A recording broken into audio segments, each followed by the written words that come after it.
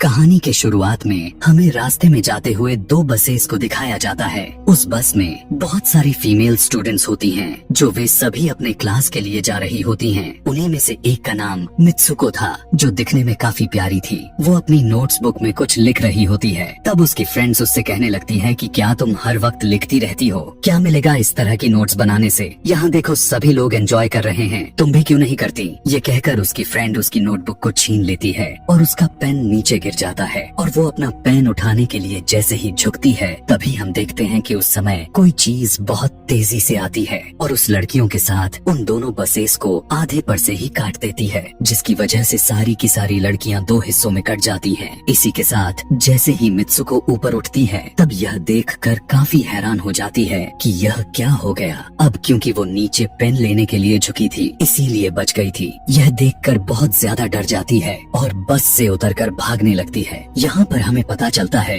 कि इन सभी को काटने वाली चीज कुछ और नहीं बल्कि हवा ही थी, जो सभी को काट रही थी। यह हवा अब मित्सुको के पीछे भी पड़ जाती है। यह देखते हुए मित्सुको चिल्लाते हुए काफी तेजी से भागने लगती है। भागते समय उसे आगे चार लड़कियां और भी दिखाई देती हैं और वो उन्हें झुकने के लिए कहती हैं, लेकिन काफी देर हो चुकी थी। वो हवा उन्हें भी आधे पर से काट कर चली जाती है। लेकिन उनमें से मित्सुको एक लड़की को बचा लिया था कि तभी इन्हें कुछ साइकिलिंग करते हुए लड़कियां नजर आती हैं, जो कहीं पर जा रही थी। उन्हें भी ये बचाने की कोशिश करती हैं, लेकिन वो हवा उनके साथ भी वही करता है जो अभी इनके दोस्तों के साथ हुआ और इसी दौरान वो लड़की भी मारी जाती है, जिसे अभी उस अदृश्य चीज से बचाया था। अब वो यह देखकर काफी डर जाती है और वो इधर उधर भागने लगती है। आगे हम देखते हैं कि मित्सुको जब एक नदी के पास जाती है, तो वो यह देखकर हैरान हो जाती है कि उस नदी में भी पहले से बहुत सारी डेड बॉडीज पड़े हुए थे, जिसने हवा ने यानी उस अदृश्य चीज ने काट दिया था। वहाँ से वो एक डेड बॉडी के कपड़े लेकर चेंज कर लेती है। अगले सीन में हम देखते हैं कि मित्सुको वो इस तकिए को उठाने के लिए नीचे झुकती है कि तभी उसकी टीचर पूरे क्लास में गन से फायर करने लगती है और जैसे ही मित्सुको उस तकिए को उठाकर ऊपर देखती है, तो उसके क्लास के सभी लड़कियां मारी जा चुकी होती हैं और यहाँ पर एक बार फिर वो बच जाती है, जैसे पिछली बार अपने ड्रीम्स में बच गई थी। मित्सुको की टीचर उसके पास आकर कहती है कि तुम्हारी हिम्मत कैसे हो गई, इस क्लास को बंद करने की, तुम्हारा भी मरना तय है। कि तभी उसी वक्त दो लड़कियां और आ जाती हैं और मित्सुको को बचाकर वहाँ से भागने की कोशिश करती हैं, लेकिन एक दूसरी टीचर वहाँ पर आकर उन दोनों लड़कियों को मौत के घाट उतार देती है। अब जितने भी स्टूडेंट्स की जान बच गई थी, मित्सुको उनके साथ बाहर भागने लगती हैं, लेकिन स्कूल की सभी टीचर्स उन सभी लड़कियों पर फायरिंग करने लग जाती हैं। अब यहाँ पर फायरिंग के दौरान सभी लड़कियां जैसे ही वहाँ से बाहर आती हैं, तो यहाँ पर हवा उन्हें काट देती है। यहाँ पर अब मित्सुको यहाँ पर एक बार फिर से अकेली रह जाती है और वो वहाँ से भागकर क्राउड एरिया से होता हुआ पुलिस स्टेशन में जाती है। वो वहाँ पर सब कुछ बताने लगती है। से बाहर आने पर वो देखती है कि अब वो आदमियों की दुनिया में आ चुकी है।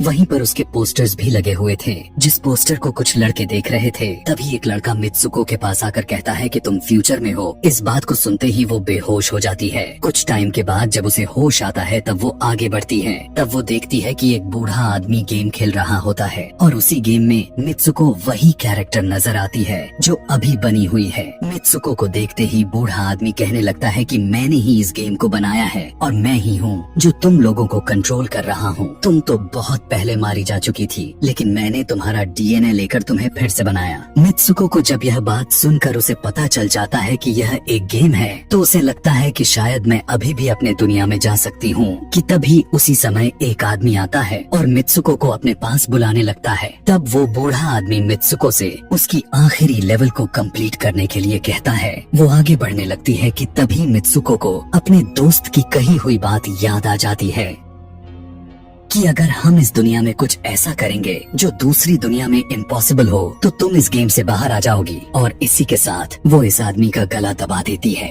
और कहने लगती है, बस करो हमारे साथ खेलना। यह कहकर मित्सुको उस बूढ़े आदमी की छड़ी को उठाकर अपने पेट में घुसा देती है, जिस वजह से उसकी मौत हो जाती है। और यहाँ पर हम देखते हैं कि बूढ़ा आदमी यह सोच भी नहीं सकता था कि मित्सुको ऐसा कुछ कर सकती थी और इसी के साथ उसकी डेस्टिनी पूरी तरह से चेंज हो जाती है। वो इस दुनिया में यानी गेम में तो मर चुकी थी, लेकिन असली दुनिया में वो अभी भी जिंदा थी। आगे हमें ये भी दिखाया जाता है कि मित्सुको के बाकी के कैरेक्टर्स भी किसी न किसी वजह से अपने आप को मार लेते हैं और अब वे सभी गेम का पार्ट नहीं थे। अगले सीन में हमें मित्सुको को बर्फीले जगह पर लेटा हुआ दिखाया जाता है और अब वो अपने रियल वर्ल्ड में आ चुकी थी। और इसी के साथ यह दिमाग घुमा देने वाली कहानी यहीं पर खत्म हो जाती है।